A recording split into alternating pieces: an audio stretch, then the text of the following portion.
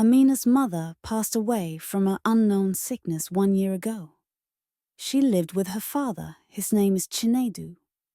Amina and her father, Chinedu, lived in a wealthy community, in a beautiful mansion with maids and a cook. Chinedu and his brother Kwame inherited millions from their father, who used to own a successful commercial bank.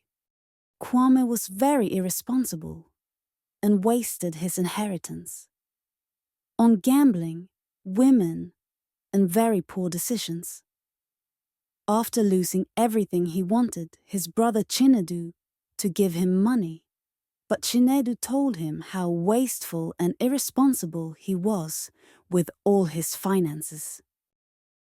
Angry and desperate, Kwame devises a sinister plan to reclaim the wealth he lost. A few days later, Kwame returned to his brother's mansion with 2 men dressed in business suits, hoping this time Chinedu, his brother, would change his mind and give him some money.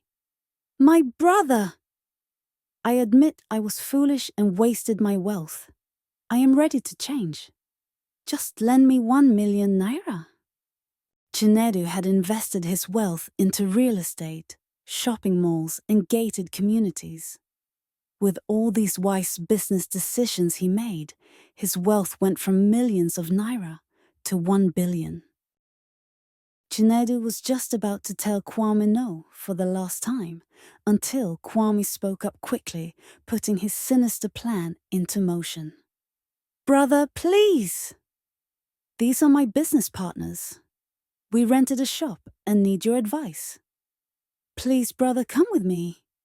This could be the change I need. To show you I can make good investments, I just need your advice this time."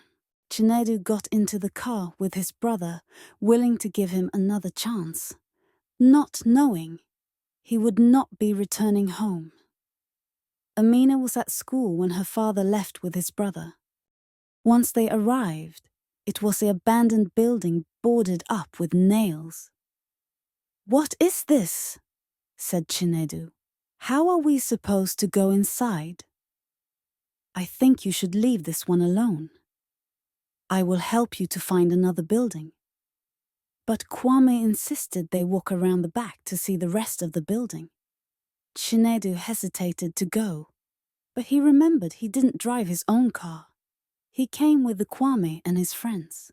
As they walked around the building, Kwame and his 2 friends pushed Chinedu into the river. Knowing he could not swim, they hurried back to the car, because they thought since Kwame didn't know how to swim, there was no way possible he would survive the fall into the river. Since Kwame was the only living uncle for Chinedu's daughter Amina, he had previously given him access to his safe in case of any emergencies. Kwame drove back to the mansion and took thousands out of the safe, and all 3 of them began to count the money and split it amongst themselves. Kwame did not know his only brother. He pushed in the river, survived the fall. While out fishing, a few men saw his body floating face up in the water. Chinedu's body had floated down the river into another city where no one knew him. They quickly pulled him out and then checked his pulse. "He's alive! He's alive!" they shouted. "Let's get him to the hospital." Chinedu was unconscious for a few hours. The doctors were not able to find any wallet or ID on him to identify who he is. Amina's little heart was broken. Her uncle Kwame reported his brother Chinedu missing and told the police that was not like him to not come home to his daughter Amina. Kwame began to move some of his clothes into his brother's mansion. He told Amina her father wasn't coming back, because something terrible must have happened to him, and he was there to take care of her. Kwame sat on the bed laughing, because he has plans to get rid of Amina also. He remembered how Chinedu had put him on his will, to be his daughter Amina guardian if he were to pass away. And at 21 years old, Amina would inherit her father's wealth. If Amina was to pass away, the entire fortune would go to Kwame. While Kwame was living in his brother's mansion, thinking he took his brother's life, Chinedu was no longer in a coma. He woke up a few hours after being in the hospital. Chinedu just stared. He seemed to be confused or in a daze. Do you know where you are? Can you tell us your name? Do you even know what happened to you? It was obvious that Chinedu had amnesia. He did not remember his daughter, or his brother, or even his own name. He had no idea he's a wealthy man. He was a mystery to the hospital, since no one in that city saw him before. While Kwam was checking out his brother's closet, jealousy and greed for Amina's money was on his mind.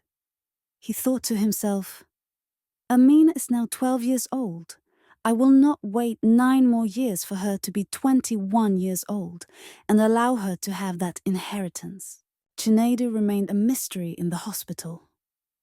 The doctors and nurses came together to see if anyone recognized him from their communities. But it was to no avail. He was a stranger in a city with amnesia that no one knew. Chinedu was different from Nurse Ada's other patients because she found herself wanting to be around him, and she would encourage him to hold on. Since she believed in her heart, his memory will come back to him. Chinedu spent 1 month in the hospital, and by this time he began to develop feelings for Nurse Ada. He noticed how caring and encouraging she was toward him. Nurse Ada offered Chinedu a place to stay until he remembers who he is and where he's from. Also, he had no other place to go to. Nurse Ada was good to Chinedu. She would cook for him and try to help him remember some things. Chinedu started to gain more strength and even gained a little weight. Nurse Ada would often lay hands on his head and pray for him to remember who he was, even though she knew she would have to let him go if he was a married man. But she had no idea his wife was no longer living, and Chinedu is a wealthy man with a child. Back home, Amin was having dreams of seeing her father, and it always put a smile on her face. Even in her sleep, you could see her smile and those beautiful dimples on her cheeks. She began to pray for her father. The more she thought about him, the more she would pray, hoping by a miracle he would come home. Amina kept her father alive in her little heart. One day, Amina heard a voice coming from outside her bedroom window. When she looked, it was her uncle Kwame. She heard him saying on the phone, I must come up with a plan to kill Amina before she has a chance to get her father's money. I killed her father and poisoned her mother to get them out of the way. Now it's time to get rid of Amina. Amina was scared. She didn't understand. It was too much for her to take in for a little girl, so she did the only thing that came to her mind. So she ran out of the mansion. Nurse Ada had left out the house to buy some vegetables from the market to make Chinedu some vegetable soup, when she saw Amina sitting by some bushes crying. Little girl, you're so young. What are you doing by yourself crying? Where is your mother? Amina was afraid and said nothing. Nurse Ada could clearly see something was wrong. Something happened to this little girl that scared her. Nurse Ada bent down to help Amina get up. It was late and getting dark, so Nurse Ada decided to take Amina home to give her some of the vegetable soup, then take her to the police station as a lost child. But Amina was so dirty and tired. After Nurse Ada gave her a bath, Amina fell asleep, so she put her to bed. Later that night, Nurse Ada began to tell Chinedu about the little girl she found crying and alone by herself. Chinedu was disgusted and said, who can do a thing like that to a child? Who can leave her alone like that? The police need to lock them up. Nurse Ada then said, "You will see her in the morning. She's a beautiful little girl. You can come with me when I take her to the police station.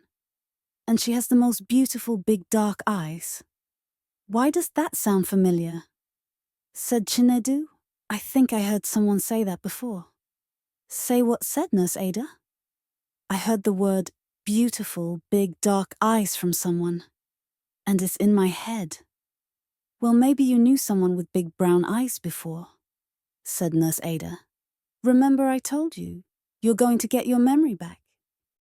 The next morning Amina woke up, and as she began to walk out the room to look for the nurse, she heard a voice coming from behind her, saying, "Good morning, little girl." Chinedu did not know he was talking to his daughter, but Amina froze, with her mouth and eyes wide open. She was afraid to turn around because she heard her father's voice.